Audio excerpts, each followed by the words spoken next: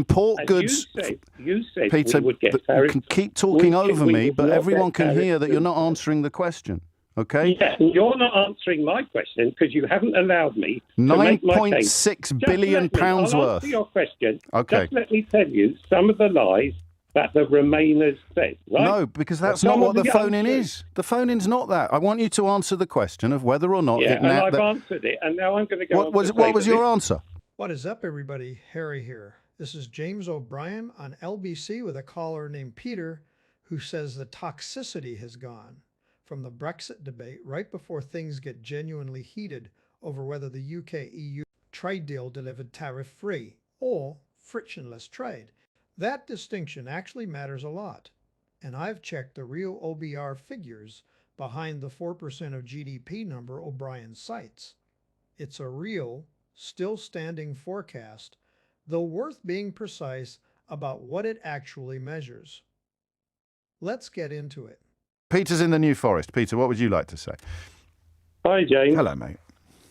I think what we really need is something like what happened in South Africa with the Truth and Reconciliation Commission, in which all sides admit to their errors, their lies, and their misjudgments. And you very astutely, as you always did, pointed out what the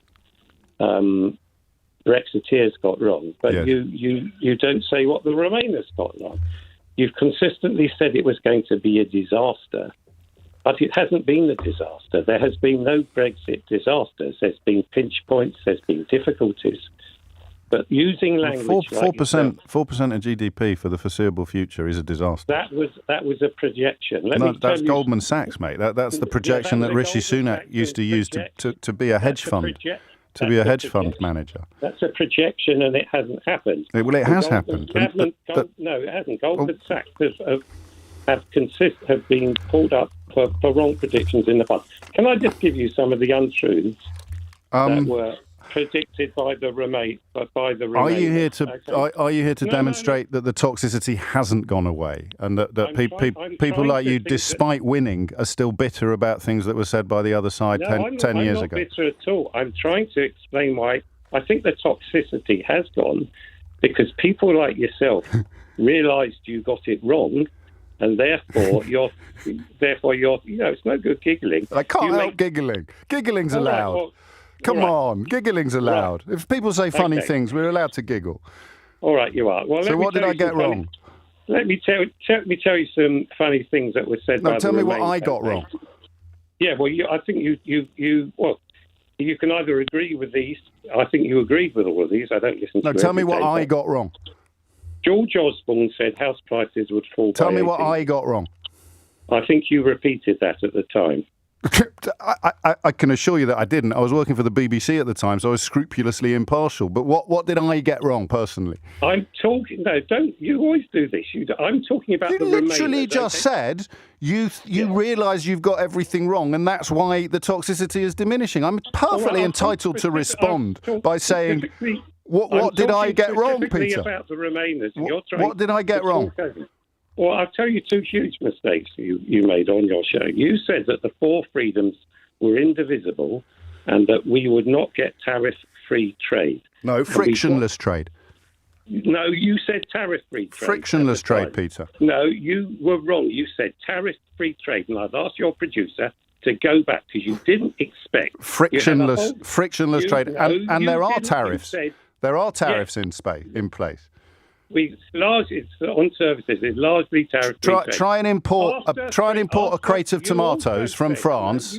Peter, what I'm going to do? You know what I'm going to do? I'm going to channel Emily Maitlis. And I'm going to say, are there tariffs or are there costs attached to importing things?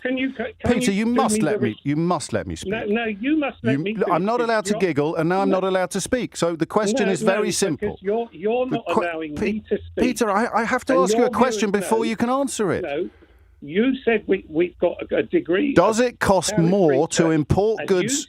You said Peter, we would get you can keep talking over me, but everyone can hear that you're not answering the question. Okay? Yeah, you're not answering my question because you haven't allowed me to make my case. £9.6 billion worth. I'll answer your question. Okay. Just let me tell you some of the lies that the Remainers said, right? No, because that's not what the phone-in is. The phone-in's not that. I want you to answer the question of whether or not... Yeah, and I've answered it, and now I'm going to go What was your answer? My answer was, you said that the four freedoms were indivisible. Which is true. And we would not that's in the Charter of the European Union, Peter. We would not get any tariff... frictionless trade. Tariff-free trade. Frictionless trade. So now the question then becomes, are there now... Peter, mate, I thought you were here to tell me the toxicity had diminished. Yeah, I have. And you're sounding well toxic, mate. Because you won't allow me to get to... No, I won't allow you to avoid the question. I won't allow you to avoid the question. No, you won't allow me to speak. You do this all the time. No, I don't. I insist that people answer the question. Are you going to answer the question?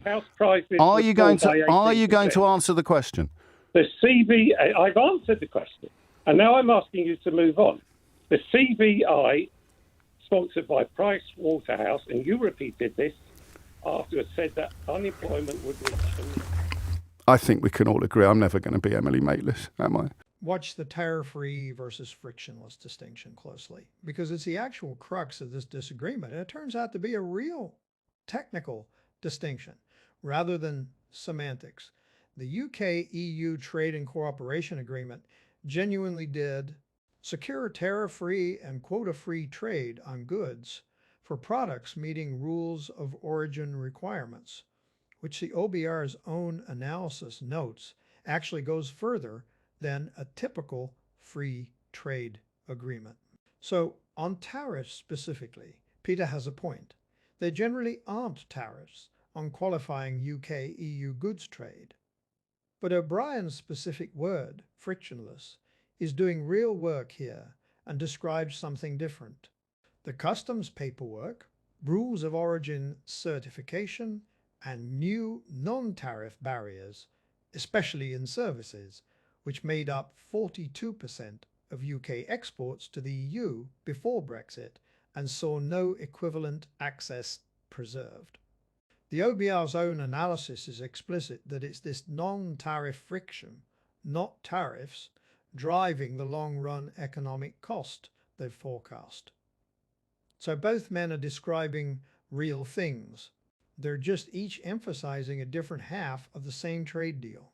The 4% figure is a real standing OBR forecast, not something invented in the moment, and it's worth being precise about exactly what it claims.